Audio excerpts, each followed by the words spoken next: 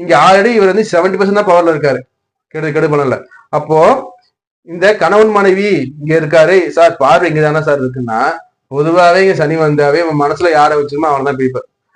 கணவனா தான் மனைவி மனசு கண்டிப்பா இருப்பாங்க, ரிலேஷன்ஷிப் மனசு கண்டிப்பா இருப்பாங்க, இல்லாம இருக்க முடியாது. ஸோ அப்போ அதை உடைக்கிறாங்க போது இங்க அந்த ரிலேஷன்ஷிப்பான ஏரியாவை குரு பார்க்கும்போது இந்த ஸ்தானம் ஆட்டோமேட்டிக்கா வலுப்பெறும்.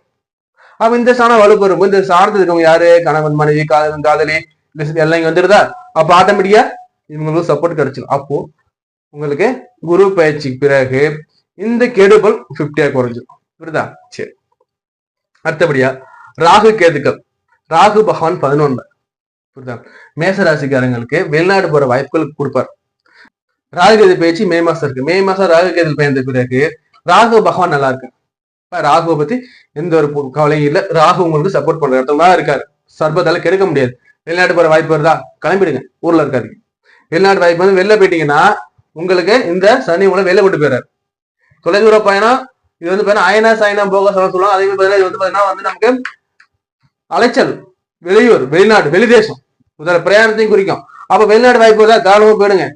இங்க ராகு உங்களை அழைச்சிட்டு போயிடுவார், கடல் கலந்து முதல் வாய்ப்பு கொடுத்துருவார். அப்போ இடைப்பட்ட ஒரு 60 நாள், 60 நாள் இல்ல, ஒரு 40ல இருந்து ஒரு 50 நாள் வச்சுக்கோங்களேன். ஏன் நான் சொல்றேன்னா, இந்த சனி பயிற்சி காலகட்டத்தில இருந்து குரு ராகு பயிற்சி காலகட்டம் வரைக்கும் ஒரு 50ல இருந்து 60 நாள் கூட வரும். அந்த 60 நாள் மட்டும் நீங்க தெளிவா இருந்துட்டீங்க, கொஞ்சம் கவனமா இருந்தீங்கன்னா, இவங்க 2 பேரும் சப்போர்ட் பண்றாங்க, உங்களுக்கு கை கொடுக்க ஆள் வந்துடுறாங்க.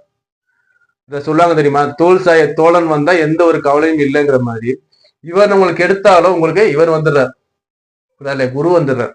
அடுத்தபடியா ராகு நல்ல நிலைக்கு வந்துடுறாரு. அப்போ இந்த குரு பேச்சுல 7.5 சனி உங்களுக்கு எந்த ஸ்தானம் உங்களுக்கு பண்ண போகுதுன்னா, அந்த 7.5 சனிங்கிறது பாத்தீங்கன்னா அந்த அளவு நீங்க பயப்பட வேண்டிய அவசியம் இல்லை. நான் சொன்ன அந்த காரவத்தம் வாயிலாக நீங்க கவனமாக விழிப்புணர்வோட இருக்கும் போதும் இந்த ராகு கேதுக்கள் அதே மாதிரி இந்த குரு பகவான் உங்களுக்கு சப்போர்ட் பண்ணும் போது உங்களுக்கு எந்த ஒரு பிரச்சனையும் இருக்க போறது கிடையாது. ஏன்னா 1.5 வருஷத்துக்கு ராகு சப்போர்ட் பண்ணுவார், 1 வருஷத்துக்கு குரு சப்போர்ட் பண்றாரு. அடுத்த குரு பேச்சு குரு 4க்கு வருவார். குரு 4க்கு வந்தானா இவரோட பார்வை வந்து 10க்கு வந்துடும். முதல்ல அதே மாதிரி அடுத்த பார்வையா இவர் 8வது பார்க்க போறாரு. அடுத்த பார்வையா என்ன பண்ணுவார், சனியா பார்த்துருவார். இந்த குரு பேச்சு குரு 3ல, அடுத்த குரு பேச்சு குரு 4ல வருவாரு. குரு 4ல வரும்போது இவரோட 9ஆம் பார்வை ஒரு ஸ்டெப் மேல போச்சுன்னா எங்க சனியை பார்த்துருவார். அப்போ அடுத்த குரு பேச்சுல உங்களுக்கு ராஜயோகம் 7.5 சனி பார்த்தீங்கன்னா எந்த ஒரு கவலையும் உங்களுக்கு வேணாங்க. ஏன்னா சனியை குரு பார்க்கும்போது ஒன்றும் பண்ண முடியாது. புரியுதா?